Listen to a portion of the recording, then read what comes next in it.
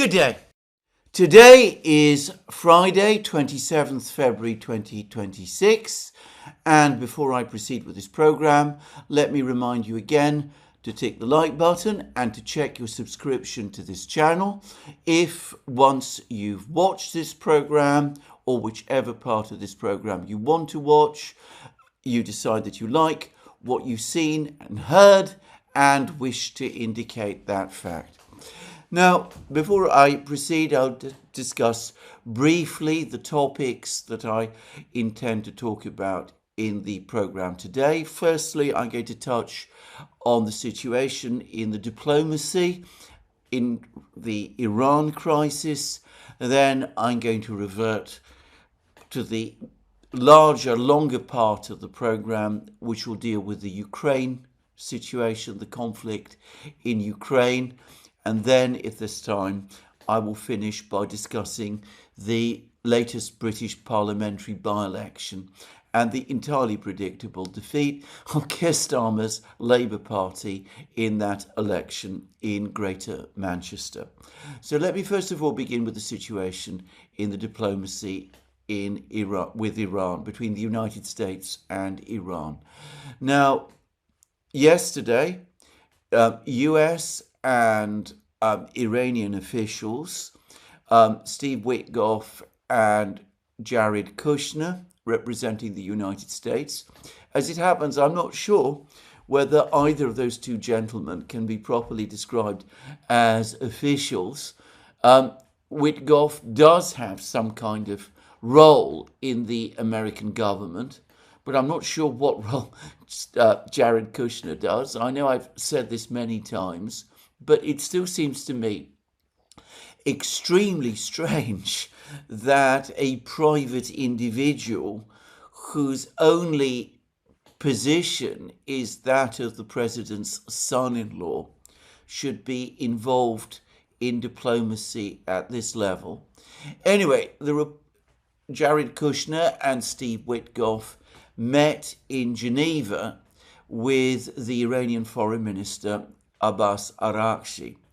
And Araghchi came with a set of proposals from Iran, and they were very much the proposals that we have heard about many times and which were, by the way, already floating around last year. Iran would not abandon its nuclear enrichment program. It considers, in fact it does, have a right to conduct nuclear enrichment within the terms of the Nuclear Non-Proliferation Treaty. Iran has never violated its obligations under the Nuclear Non-Proliferation Treaty. Iran will therefore continue nuclear enrichment within its own territory, though it is prepared to suspend it for a period of between 2 and 5 years, subject, I presume, to negotiations.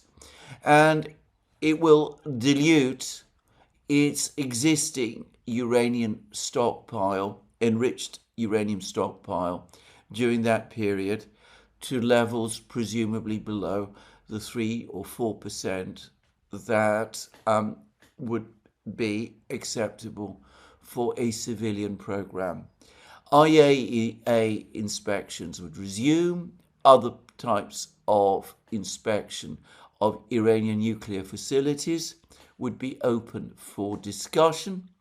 And at the end of the period when enrichment in Iran is suspended, Iran would join a consortium of countries. We're not told which countries, but presumably it's mostly the regional Arab states, though it might conceivably also include Russia. And those countries would then conduct nuclear enrichment, some of which would be conducted, again, subject to international inspections on the territory of Iran. Now, to me, that looks like an entirely satisfactory proposal. It is very difficult to imagine It is all but inconceivable in the event of this kind of proposal being accepted that Iran would be able to move forward to develop a nuclear device, a nuclear weapon.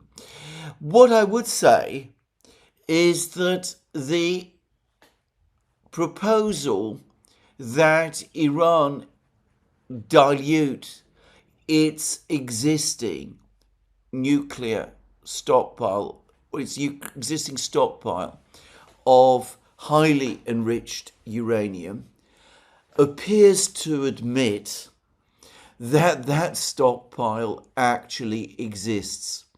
In other words, as was pointed out by many people at the time, including, by the way, us on the Duran and myself on this program, the attack on the nuclear facilities at Fordo, Natanz and Isfahan, which was conducted by the United States in June 2025, was only partially successful.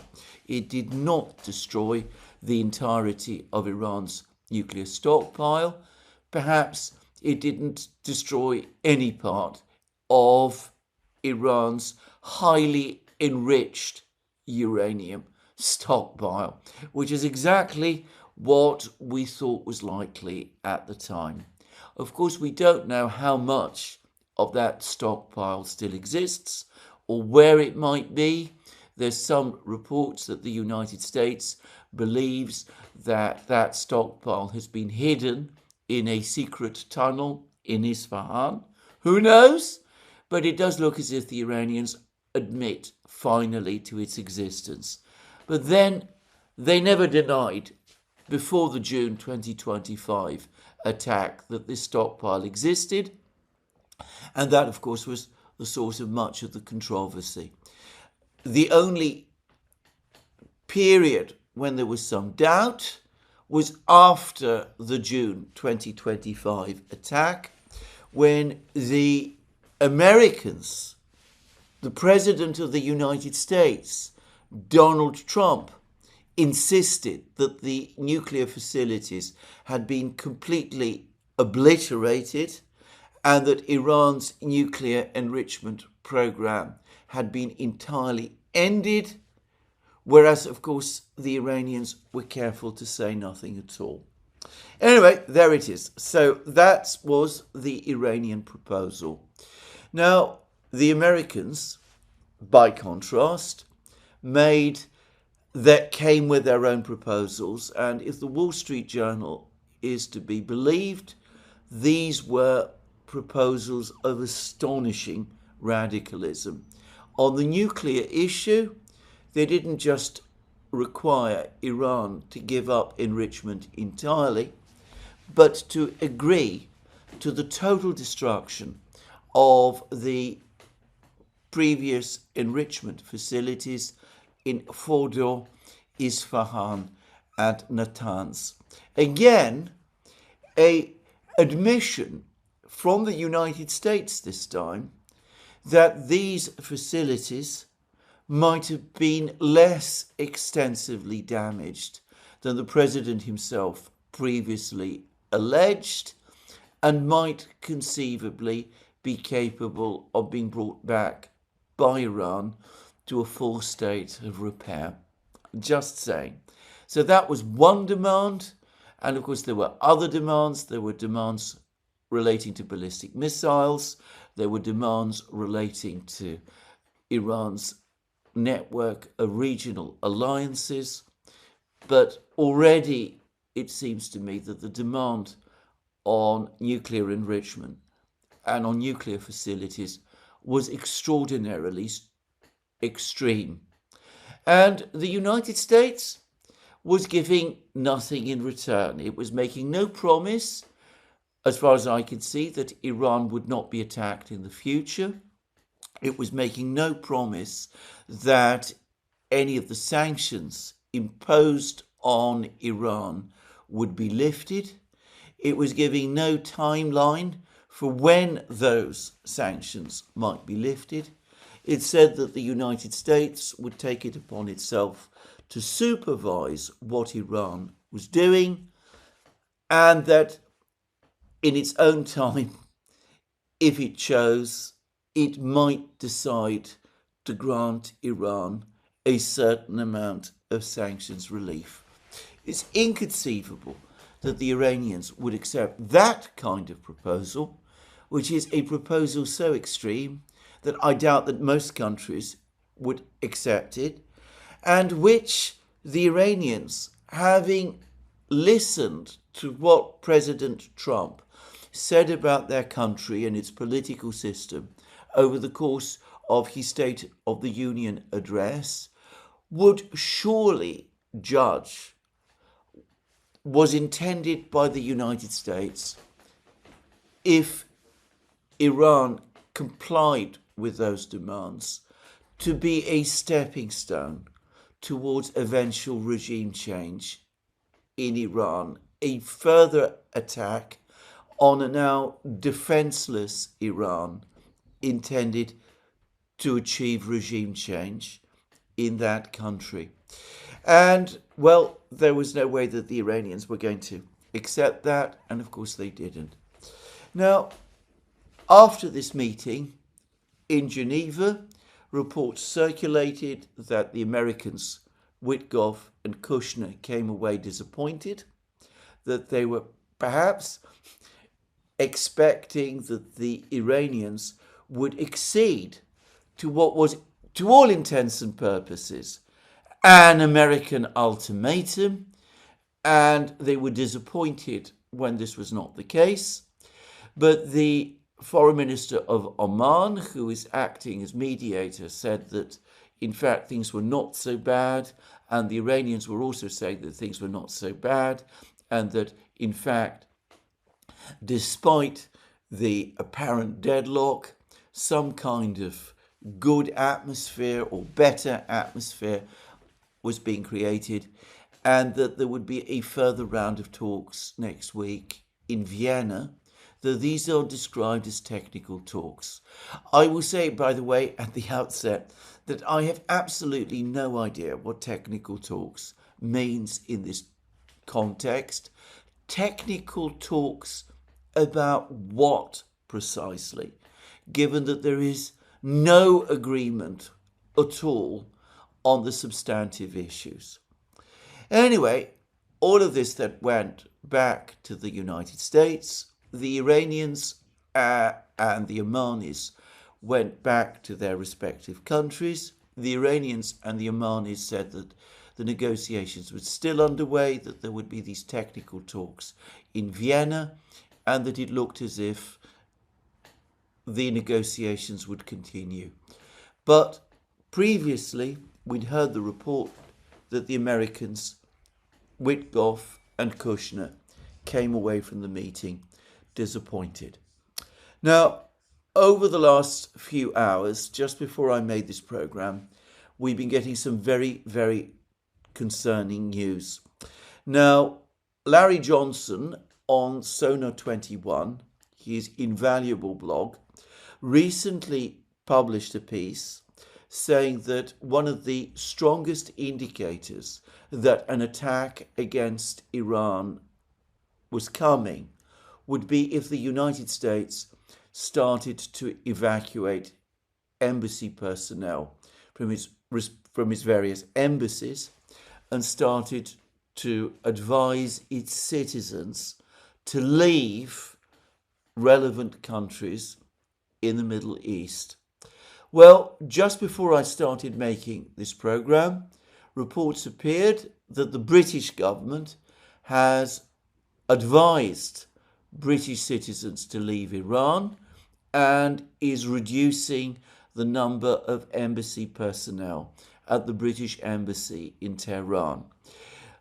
At the same time, the United States is giving advice to US citizens to consider whether they wish to remain in Israel, and there are reports that it is evacuating some of its embassy personnel from Israel, and we will see whether these instructions begin to extend to other embassies in the Middle East. There's also been a speech by the US Vice President J.D. Vance. He said that the one possibility that can be completely excluded is a long war in the Middle East between the United States and Iran, that is absolutely not on the agenda, that is not going to happen, which I have to say suggests to me, strongly suggests to me, that a decision to attack Iran has been made, and that what Vance is doing is to try to reassure the American public that when it starts, it won't be a precursor to a long war in the Middle East. As to whether such assurances carry any weight or value in light of what the Iranians themselves have been saying, well, I can't see how Vance can talk for the Iranians. The Iranians are talking about a long war. If they are attacked in any way, whether they're able to sustain that long war is another matter. But the Americans themselves, we've had a cascade of reports from the United States which say that the United States itself is not able to sustain a long war. And in some ways, you could argue that Vance's comments are a further American admission of that fact. But coming back to my main point, Vance's comments and these evacuations of British and American citizens and embassy personnel from the Middle East are a very, very strong sign, as Larry Johnson highlighted some days ago, that an attack on Iran is about to happen. So I'm going to make a guess. It could be this weekend, despite the fact that we are now in the full moon period, or so I believe. Well, it looks as if this time the president is going to ignore any warnings in that regard which he might have received. And we will have to see what happens. We will have to see how stable the government in Iran continues to be, and to what extent it is able to follow through on its threats to sustain a long war. And we will also have to see if the Iranian government does survive, does endure, and is able to maintain a long war, what the United States, and by the way, Israel, do in that case. Now, I'm going to just quickly add something else. All of the indications are that General Kane, on behalf of the Joint Chiefs of Staff, and John Radcliffe, the director of the Central Intelligence Agency, both advised the president last Sunday that they could not guarantee success in this operation, success being the overthrow of the government of Iran, and that the possibility of a long war was real. Nonetheless, it does look today as if the president and his officials, his advisors, have decided to take the plunge.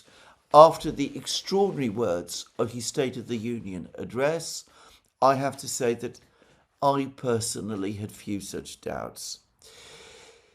In which case, the United States, the president, is taking a gamble on a war, a completely unnecessary war,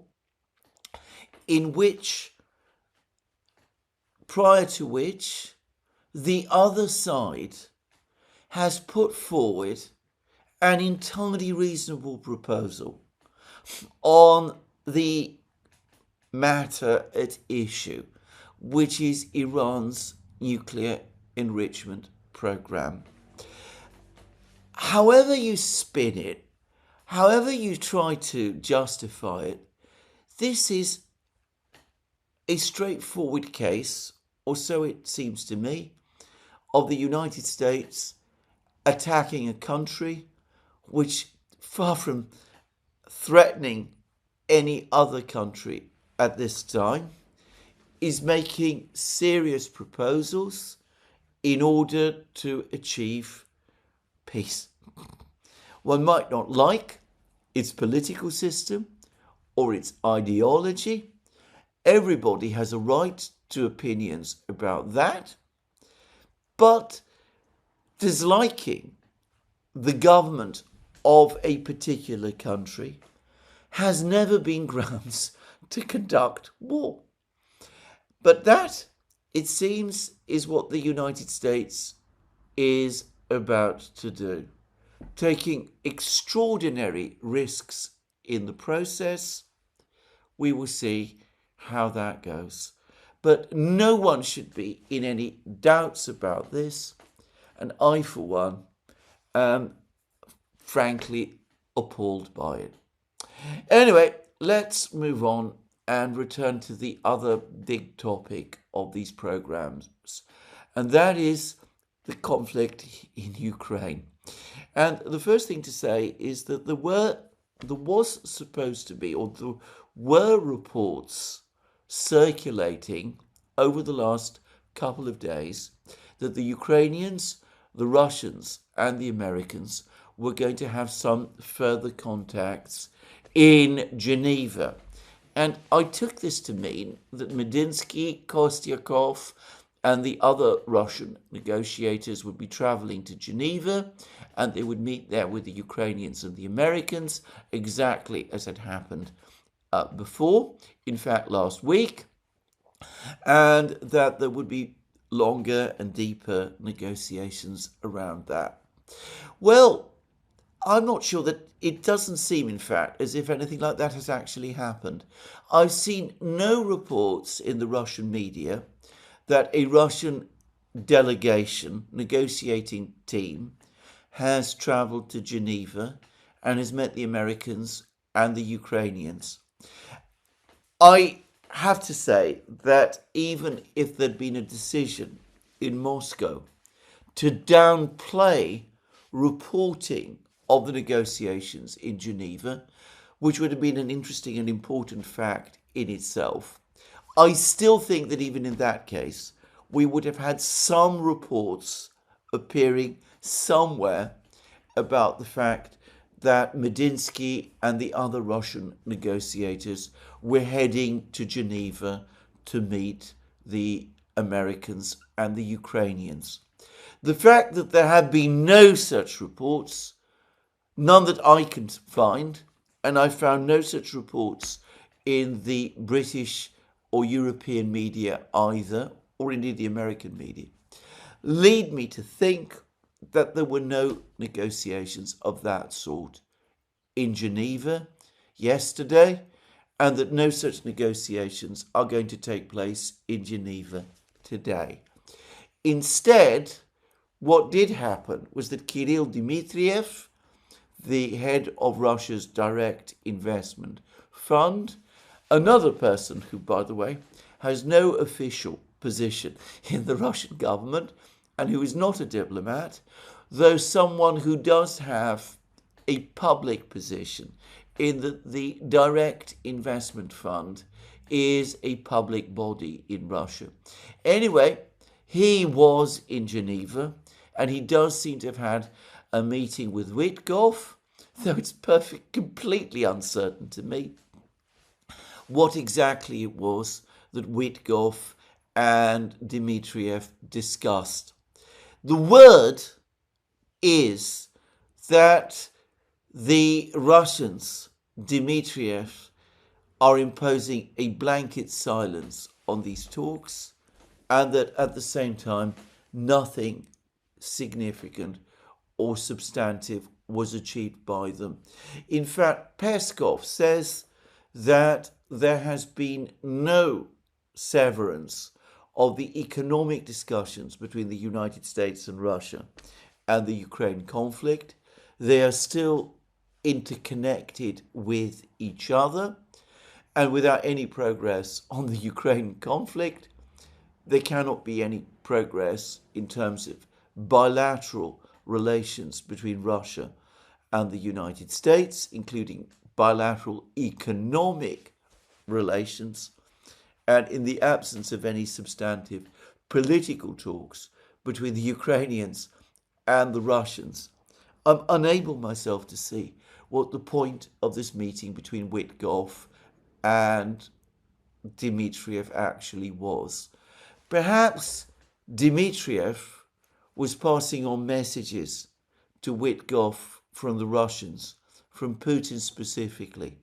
Maybe Dmitriev was there to remind Witkoff again of what Witkoff and Trump proposed in the summer, with demands that Witkoff and Trump stick by whatever commitments they made then. But it looks as if negotiations at the moment are not only at standstill, but are perhaps more properly speaking, not even happening at all, which brings us back to the military situation. Now, the military situation at the moment continues to involve further movement on the battlefronts and continued Russian attacks from the sky. Yesterday I spoke about a major Russian combined missile and drone strike against Ukraine. There's been still a sparsity of information about exactly what that strike achieved, but there are some claims, which I saw this morning, that 6 Ukrainian regions are either entirely out of power or are short of it. There were also reports this morning that the Ukrainians have launched another 10 Flamingo missiles into Russia, though no word at all of what, if anything, these missiles are supposed to have struck, or whether they struck anything at all. But on the actual front lines, there does continue to be movement, and the most dramatic movement is now happening in Konstantinovka. And I said some days ago that the Russians seem to be at the center of Konstantinovka. I understand that there is now footage which confirms this, and it does look as if the Russians are in the business, are now quickly asserting control of southwestern Konstantinovka. That resistance there Ukrainian resistance there, which has been crumbling, is now perhaps better expressed as collapsing. And of course, if southwestern Konstantinovka does fall under Russian control, the rest of the city will follow, the rest of the town will follow very fast, because this is where the high-rise buildings and the major fortified positions are apparently located, even though Ukrainian logistics in this area are difficult and made more difficult by the flooding caused by the recent destruction by the Russians using a Fab 3000 bomb of a dam which has caused flooding that's cut off the supply lines, the supply roads into parts of Konstantinovka. So this seems to me to be, by a significant distance, the most important news. And it brings us ever closer to the point where it looks as if the siege of the remaining Ukrainian conurbation, Slavyansk and Kramatorsk, will begin, with a Russian military commentator, as I discussed some days ago, talking about the biggest cauldron of the war being created around Slavyansk and Kramatorsk, where the major part of the Ukrainian forces in Donbass are located. Radovka, the Russian newspaper in Smolensk, also provided some further news. Radovka claims that the Russians have now captured the village of Grishino, apart from a few remaining Ukrainian positions on its outskirts. Radovka says that the fall of Grishino completes the securing of the Pokrovsk conurbation. Pokrovsk and Mirnograd fell to the Russians some weeks ago, and that the fall of Grishino also dooms the Ukrainian garrison further north in the village of Belitskaya and opens the way for the Russians to capture the town of Dobropilia further to the north, in which case the Russians are well positioned to complete the encirclement of Slavyansk and Kramatorsk from the west. So the Russians are advancing on Slavyansk and Kramatorsk from the west, are completing the encirclement from the west with the fall of Grishino and before long the fall of Belitskaya and the coming assault on Dobropilia. And the Russians are in the process of storming Konstantinovka, and to the northeast, the Russians are also advancing westwards from Siversk towards Slavyansk and Kramatorsk, and are starting to approach the village of Rai Alexandrovka. In fact, Igor Kimakovsky, the aide of Denis Pushilin, the head of the Donetsk regional government, he actually gave an interview to TASS in which he spoke about how the battle for Rai Alexandrovka is about to begin, and he corroborated the point made by Scott of Calibrated, and which you can find out all about by going to Scott's maps, that this village is the high ground.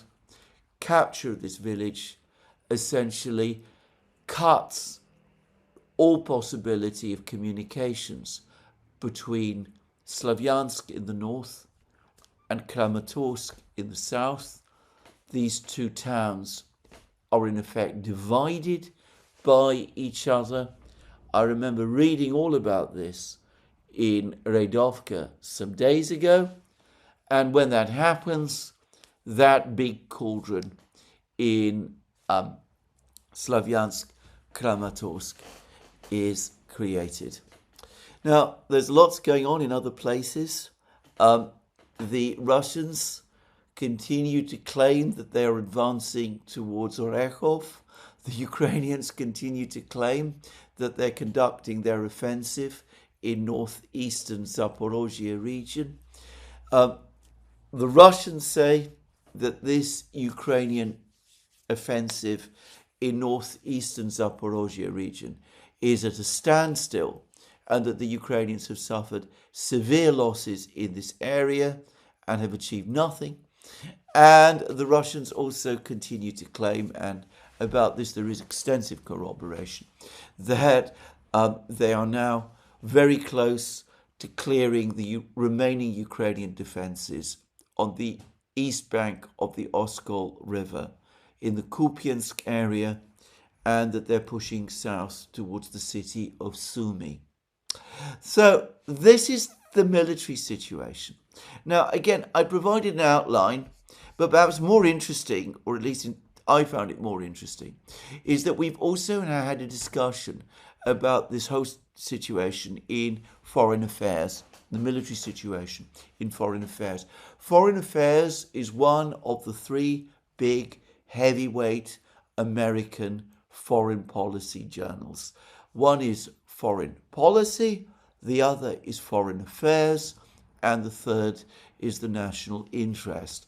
With foreign affairs and foreign policy, perhaps the two slightly more heavyweight journals of the two. And to be frank, I find them very similar, and the type of articles they publish also seems to me to be very similar. Anyway, we have had an article in Foreign Affairs by Michael Desch, who we're told is a professor of international relations of Notre Dame, and anyway, is a top foreign policy, foreign affairs expert in the United States. And his article is entitled, "Ukraine is Losing the War. With Moscow pressing its advantage, Kiev should trade land for peace." And the article goes into the realities in great detail. It looks at the military balance. It says that Ukraine's losses are unreplaceable. Russia's losses are not.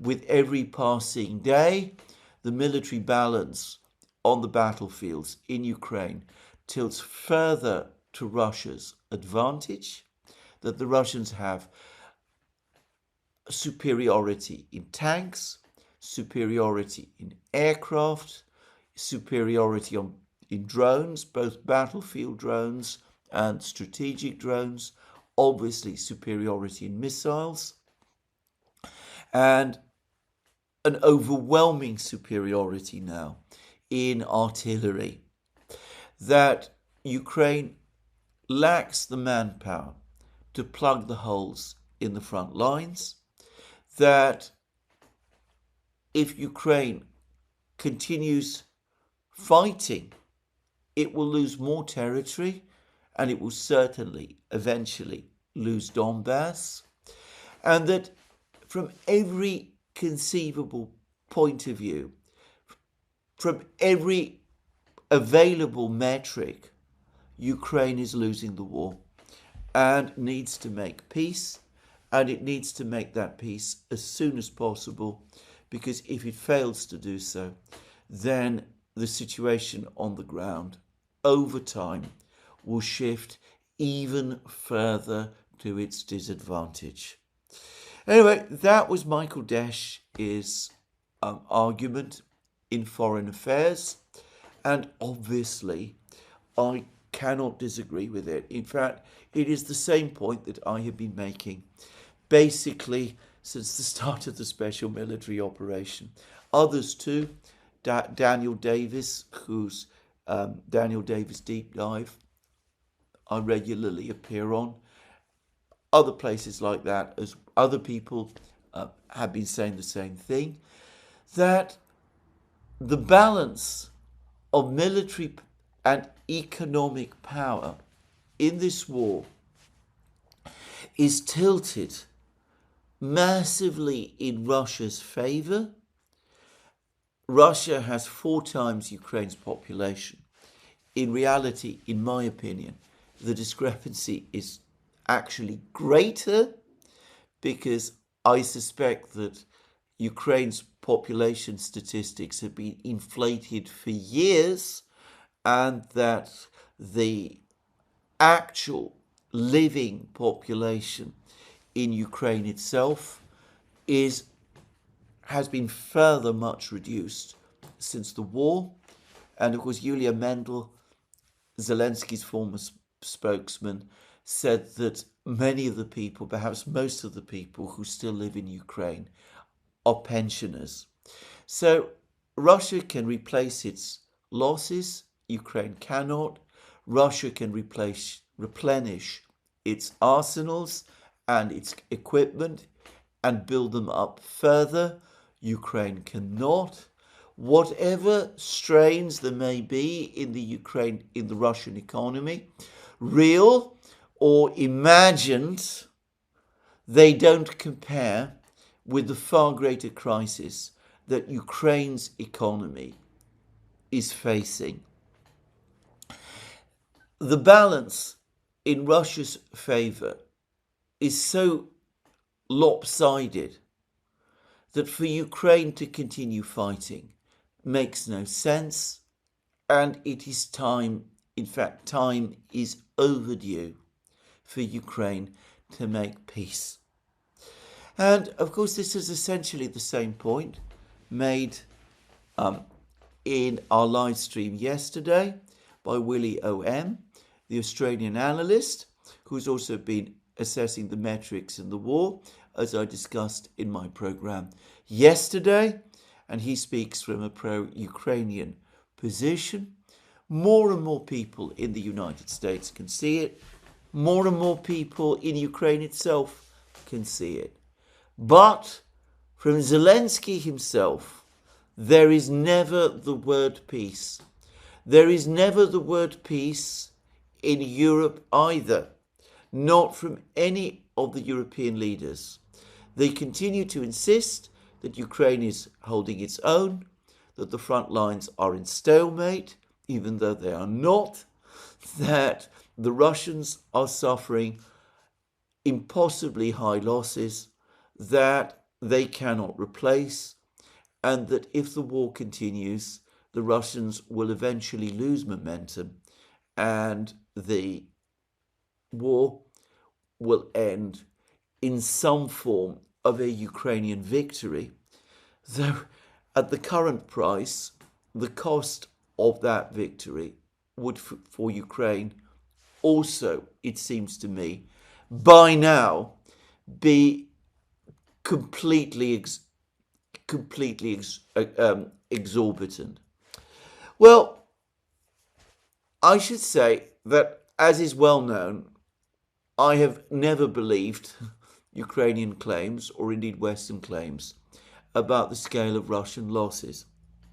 And I ought to say again and remind you, my viewers, that as it happens, I actually believe that I know what Ukrainian losses were up to August 2025, and they're multiples greater than what you see reported in the West, even though they are also below, and this must be said, some of the more extreme claims that one reads in the Russian media and associated outlets. And I also believe, incidentally, or at least I have a shrewd idea of what Russian losses also are, and they don't come anywhere close also to the claims that the Ukrainians and people in the West make. But I was particularly interested by an article that was referenced to me by the British historian Jeff Roberts, which comes from Medusa. Now, Medusa, for those who don't know, is a dissident, anti-Putin Russian website, news site. I believe it is published in Latvia, just to say. And I also believe that it receives some of its funding from none other than the fugitive Russian oligarch Mikhail Khodorkovsky, who is, of course, a bitter enemy of President Putin. Medusa is a very strong oppositionist Russian website. It is certainly not a website that is going to be at all sympathetic or favourable to Putin or his government. And for the record, I also believe that it is sympathetic to Ukraine in this war. Now, Medusa has said that the numbers, the figures of dead Russians supposedly killed in the special military operation, with which Mediazona, the agency that's working with the BBC, but also other agencies that seek to collate Russian casualties, that these figures are distorted. And interestingly enough, they're distorted and inflated by the Russian Defense Ministry itself. Supposedly, over the course of 2025, the Russian Defense Ministry embarked on a campaign to convert soldiers who are missing in action into dead soldiers, to relabel them dead soldiers, from the period of the start of the special military operation in 2022, and that this has caused an upward bump in some of the information about dead Russian soldiers in 2025, because this is when the relabeling of many of these MIA soldiers has been taking place. And this is leading to a belief in the West that there has been a spike in Russian losses in 2025, which is an entirely statistical and administrative phenomenon. It has no actual reality at all.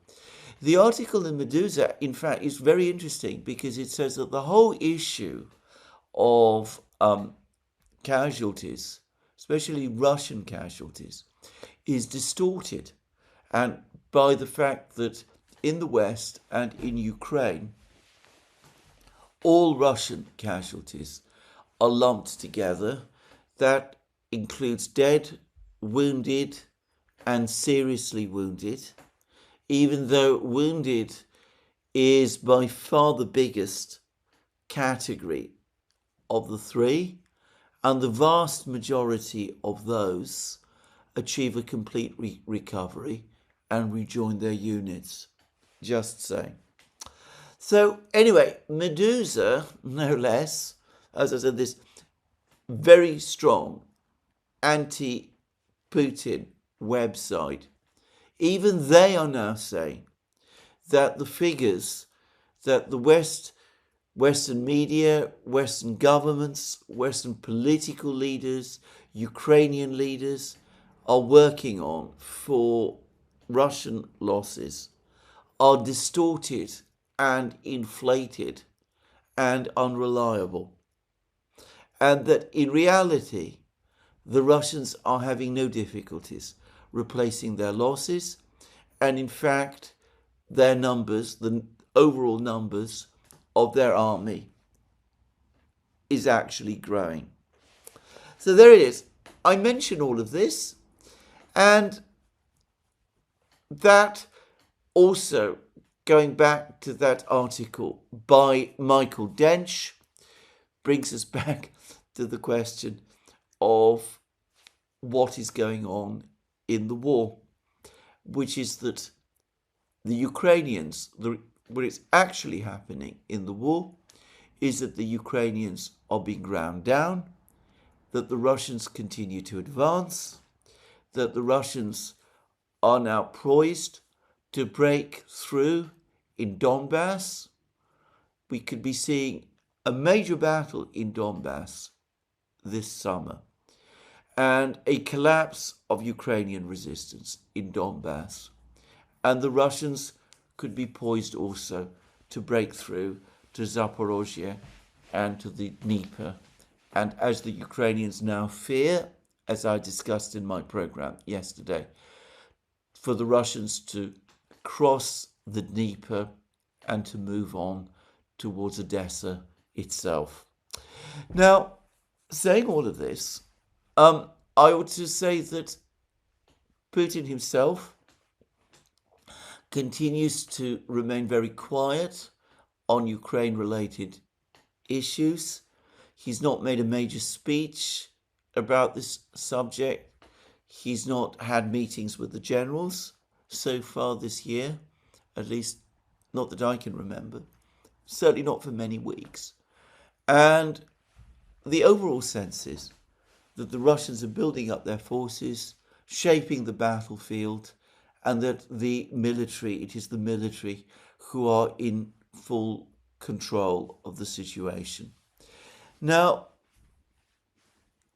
again, we come to the question of why there was no meeting in Geneva between the Russians, the Americans, and the Ukrainians yesterday.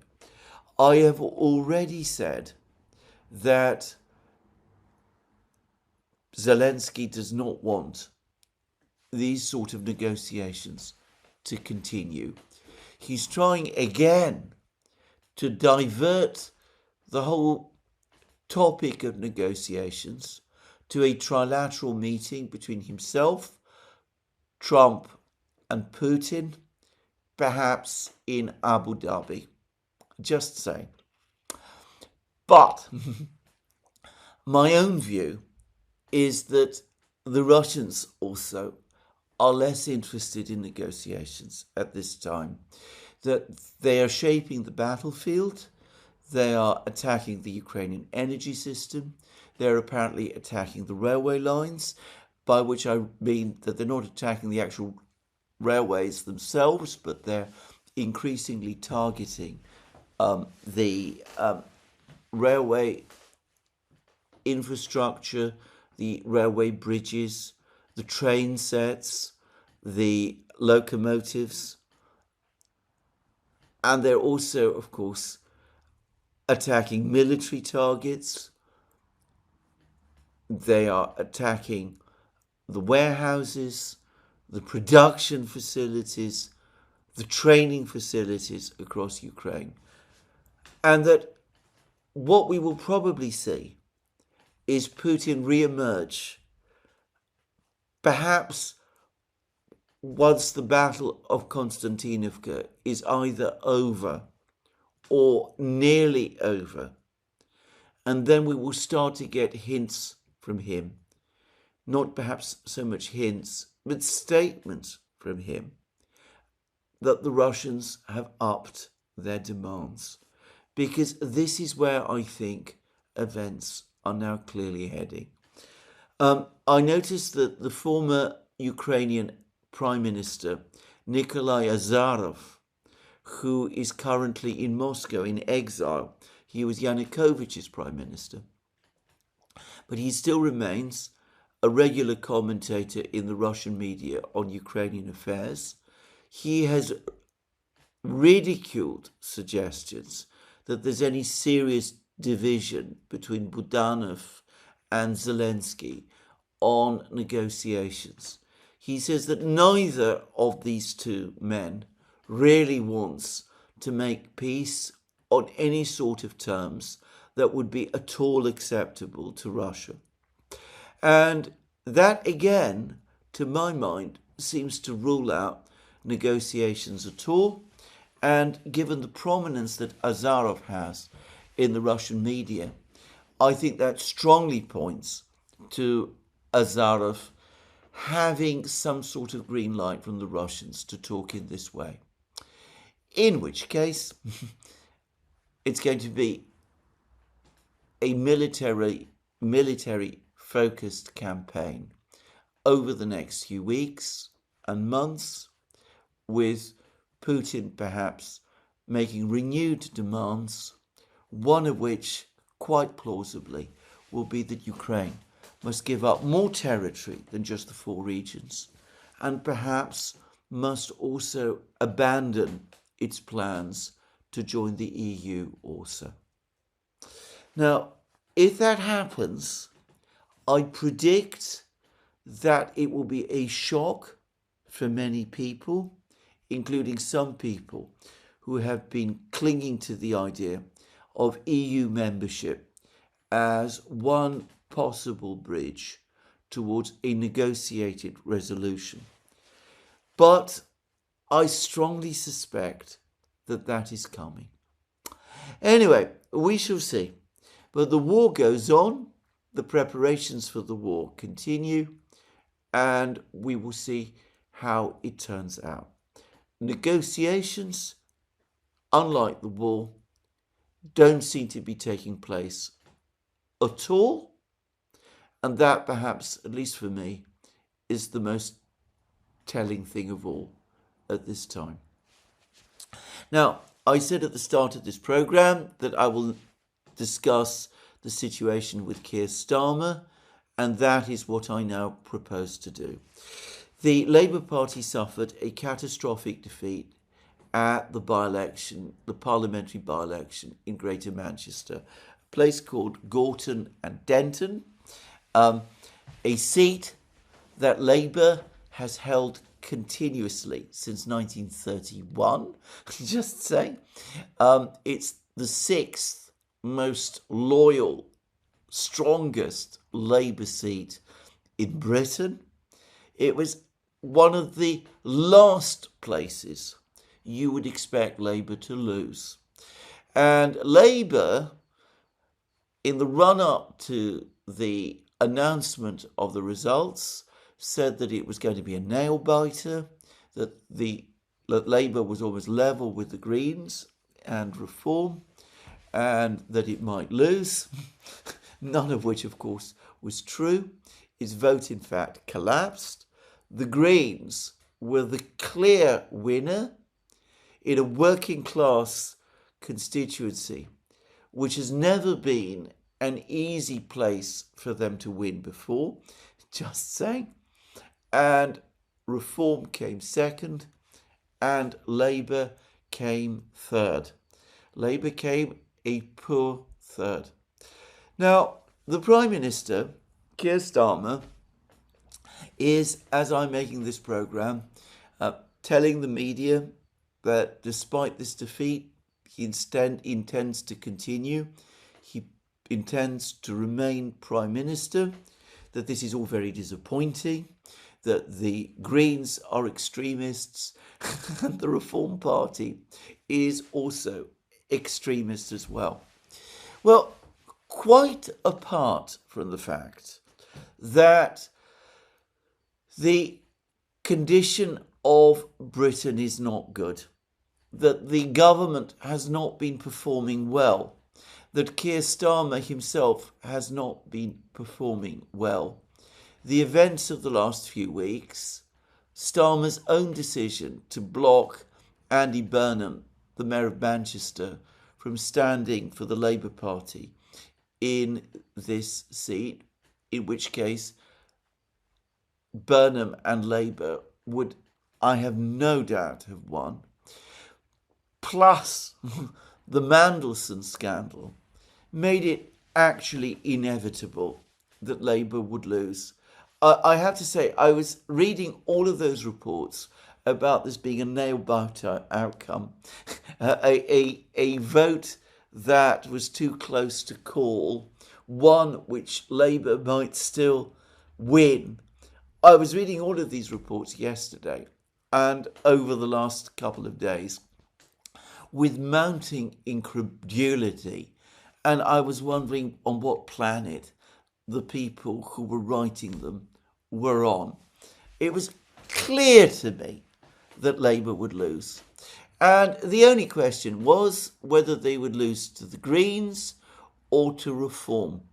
And I'm going to say straight away that I think that Reform underperformed, partly perhaps there's been some allegations, I'm not sure how real they are, that there's been some, shall we say, cheating in the way in which the election was conducted, cheating presumably in favour of the Greens. I'm not sure how real those allegations are, but I will also say this: I think that Reform chose the wrong candidate for this by-election.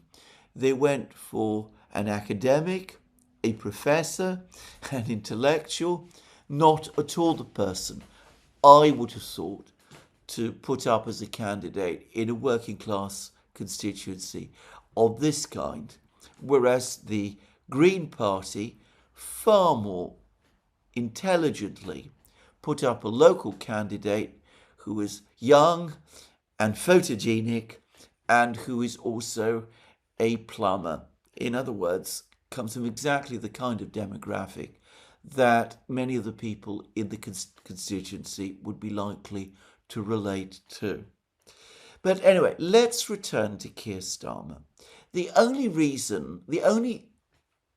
main reason why Labour lost in this by-election, where they were certain to, where previously they'd always won, was because they went in with absolutely nothing interesting or positive or compelling to say. Their entire campaign was pitched on the claim that reform was bad and that Labour was good and that you should vote for Labour to prevent reform winning. In other words, it was entirely negative. There was no positive message from the Labour Party was conveyed to the voters at all. And how could it be otherwise? Because the Prime Minister, Keir Starmer, has no positive message of any kind to give. He has no ideas. He has no policies. Or to be more precise, he has only one policy. That policy is to go on shoveling money to Zelensky, giving him weapons, and trying as hard as he can to create some means to send British troops to fight or to go to Ukraine, an idea that is massively unpopular with British voters. So Starmer had nothing good, intelligent, positive to say. When he visited the constituency, he didn't meet with the local people. He purely met Labour Party officials. He had nothing to say to the local people, and he knew it, and he certainly had nothing to say to them that might persuade them to vote for him, and he didn't want to hear, by contrast, what they were going to say to him, which is, for the sake of God, go. So, with a Prime Minister, a government, a party without any message is bound to lose.